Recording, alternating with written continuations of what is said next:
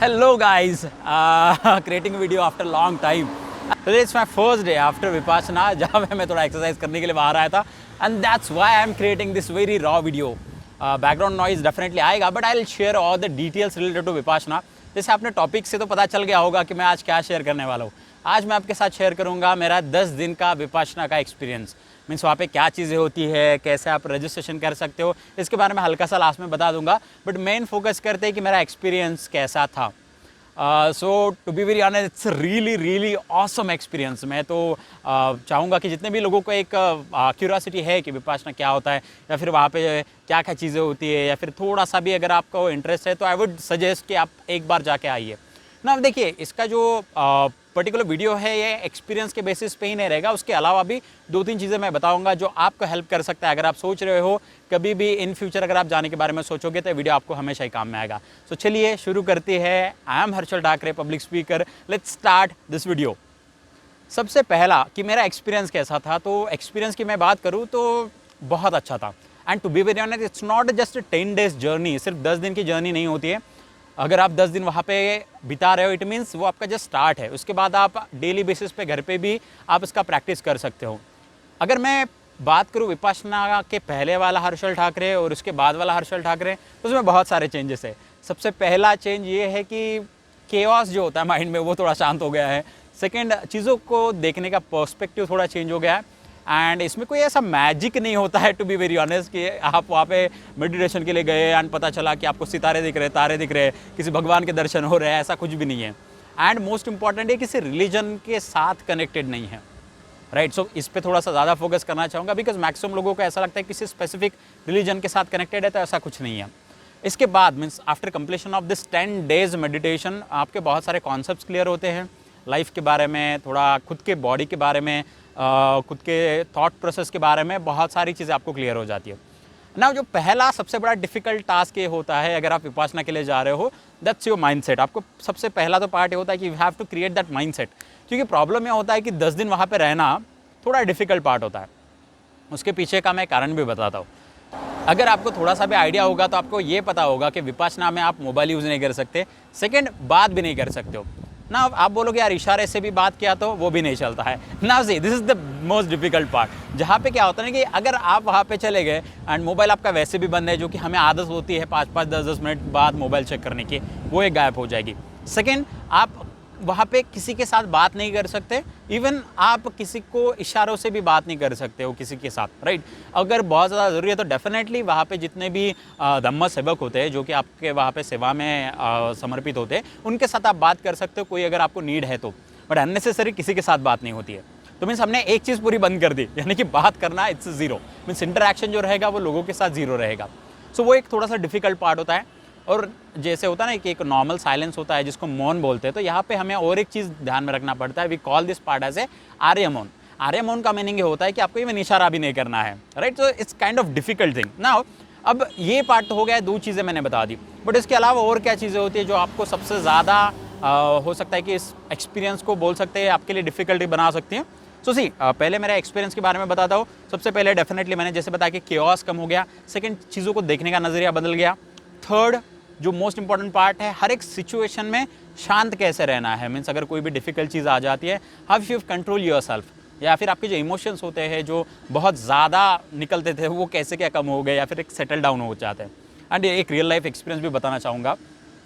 मैं वहाँ पे जाने के बाद 6वें डे पे ऐसा हो गया था कि on 6th day I was like कि मुझे घर जाना है मुझे घर जाना है, मुझे नहीं रुकना है यहाँ पे, ऐसा हो गया था। मीन्स क्या होता है ना कि 2nd day and 6th day पे बहुत सारे लोग चले जाते हैं जनरली। ये जनरल 2 डेज़ बताते हैं कि जहाँ पे सबसे ज़्यादा लोगों को ऐसा लगता है कि अब छोड़ के चले जाए। मुझे 6-7 डेज पे ऐसा लगा था कि आई विल जस्ट क्विट, अब नहीं हो रहा है मुझसे, अब मुझे नहीं रहना है, अब मुझे घर जाना है। बट डेफिनेटली उसके बाद थोड़ा सा आचार्य जिससे जब बात किया ना, after that I was like ठीक है अब मैं इसको कर सकता हूँ। Then I completed my 10 days. अब देखिए डिफ़िकल्ट क्यों होता है, उसके पीछे का कारण ये है कि आप किसी भी तरीके का मेडिटेशन आप करते हो, अगर आपने आर्ट ऑफ लिविंग कभी देखा हो या फिर किसी भी तरीके का अगर आपने मेडिटेशन देखा है, उसमें जब भी ब्रीदिंग की बात आती है तो वहाँ पे हर बार आपको कोई ना कोई वर्ड्स का यूज़ किया जाता है। राइट। अगर मैं आर्ट ऑफ लिविंग की बात करूँ तो वहाँ पे भी सो हम करके आता था, सो मीन्स इन एंड हम मीन्स आउट, ऐसा होता था। सेकेंडली जब अगर हम बात करते हैं किसी भी, इवन अगर आप इनर इंजीनियरिंग में करते हो तो वहाँ पे भी कुछ वर्ड्स यूज़ किए जाते हैं जिससे हम हमारे ब्रीदिंग के ऊपर जस्ट फोकस करते हैं। यहाँ पे मोस्ट इंपॉर्टेंट पार्ट है कि आपको कुछ नहीं करना है, you have to just observe your breath. बस सांस आ रही है जा रही है, बस ऑब्जर्व करना है, बाकी कुछ भी नहीं। मीन्स इमेजिन कीजिए कि आप घर पे नॉर्मली इतना ज़्यादा क्योटिक रहते हो, ये करना है वो करना है ऐसे वैसी चीज़ें, वहाँ पे जाके आप शांत हो गए, फर्स्ट थिंग। आप बात नहीं कर रहे, सेकंड थिंग। आपका मोबाइल नहीं है, थर्ड थिंग। एंड उसके बाद आपको सिर्फ शांत बैठना है without even saying a single word. It means कि जब भी आप एक सिंगल वर्ड भी नहीं बोल रहे होते, it is kind of difficult thing. अगर वो थोड़ा सा पार्ट डिफिकल्ट होता है तो इसलिए बिकॉज एक शब्द भी बात नहीं कर रहे हैं एंड इतनी सारी चीज़ें थॉट प्रोसेस चलती रहती है। इवन आपके लाइफ में जितने भी ट्रॉमास हुए होंगे वो आते रहेंगे, सभी चीज़ें। एंड उस चीज़ में आपको सिर्फ ब्रीदिंग पे ध्यान देना है, सिर्फ ब्रीदिंग पे, दैट्स इट। और आप वहाँ पे बैठे हुए हैं 2, 3, 4 घंटे। मीन्स अगर स्केड्यूल की बात करूँ तो it's kind of difficult schedule, ठीक है, इतना ईजी भी नहीं होता है। सो वो एक डिफिकल्टीज आती है एंड वही एक पार्ट है कि जहाँ पे मैक्सिमम लोगों को ऐसा लगता है कि वो नहीं कर पाएंगे 10 दिन तक। बहुत सारे लोग छोड़ के भी जाते हैं। सो वो एक पार्ट है। सो इसलिए आपको पहले एक माइंडसेट बना के जाना पड़ेगा अगर आप जाना चाहते हैं तो। एंड वहाँ पे जो 10 दिन आप वहाँ पे बिताओगे उसका आपको रिजल्ट डेफिनेटली मिलेगा। बहुत सारी चीज़ें, केओस आपका पूरा शांत हो जाएगा एंड जो डर होता है वो बहुत कम हो जाएगा।